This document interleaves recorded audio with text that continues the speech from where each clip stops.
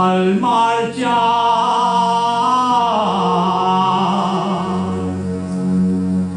de mi Asturias,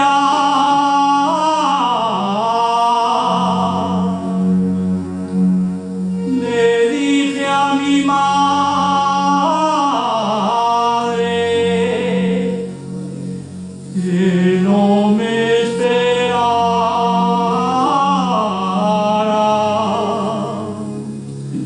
que llegaría muy tarde.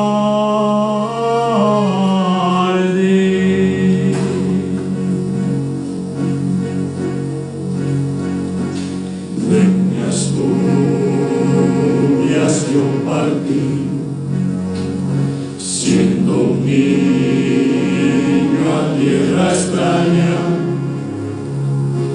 que sin falta del alma a mi madre ya una chavala. Yo recogí aquella flor en la tierra mío morena, que la puso en su balcón, en el corazón, hasta que vuelva. Cuando estoy en tierra extraña, es canción polindecida, busco un poco desde el lecho, traigo miedo a la morriña. Cuando me no llore, para que ella no llorara, noches llorando por mí, supe después que ella pasaba. Ella me vio nacer con amor, pero mi sueño, la santina covadonga, como mi madre, es mi consuelo. Años más tarde volví, con heridas en el alma,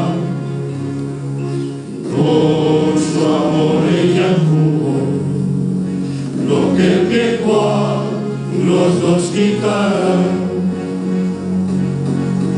Pasó el tiempo y la pedí, solo tú, Asturias mía, la santina covadonga, vos sois mi tierra, mi madre mía.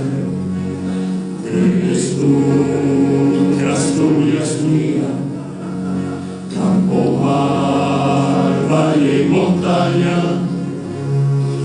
Vuelvo a ti a contemplar aquella madre que yo añoraba,